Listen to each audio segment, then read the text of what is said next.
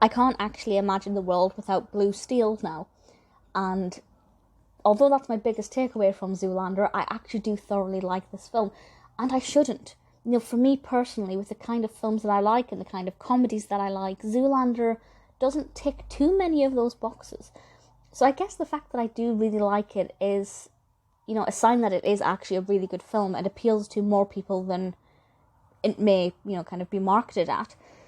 And I'm surprised to see that it was released in 2001. It definitely feels a little bit more contemporary than that.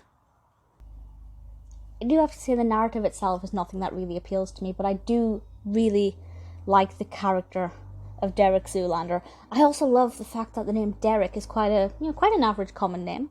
Zoolander it's got a bit of spice and a bit of a kick to it, and it's a little bit more exciting. I just kind of like that contrast there. I also love the cast, another reason why it appeals to me. Ben Stiller as Zoolander, fantastic. Owen Wilson as Hansel, brilliant. I love Will Ferrell.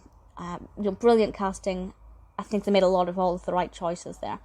It is the narrative that kind of just isn't that interesting to me. So, according to IMDb, at the end of his career, a clueless fashion model is brainwashed to kill the Prime Minister of Malaysia. I don't care.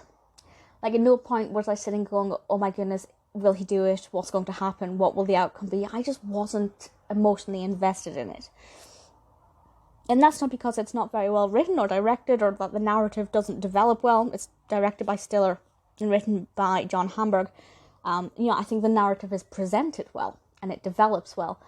But for me personally, I just wasn't that bothered about that aspect of it. What I did enjoy was watching Zoolander. I liked his performances, I liked his character.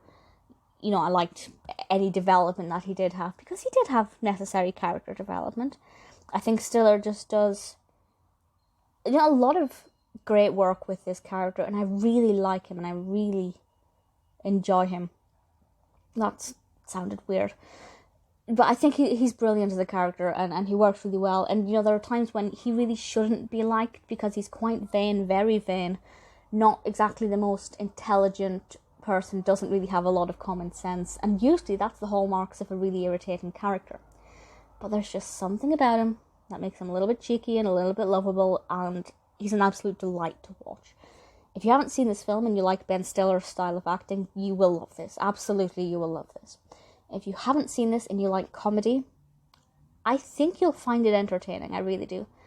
If, like me, you read the description and think that narrative doesn't sound that interesting, yeah, I think you'll still get something out of it. I think it is still quite enjoyable. And I have seen Zoolander 2. I will discuss that at some point. I will say ultimately Zoolander 2 is not as good. But the bar is pretty high with this one, and much higher than I expected. I think Zoolander is a film that can be watched multiple times over without it losing its magic. Definitely very pleasantly surprised by Zoolander.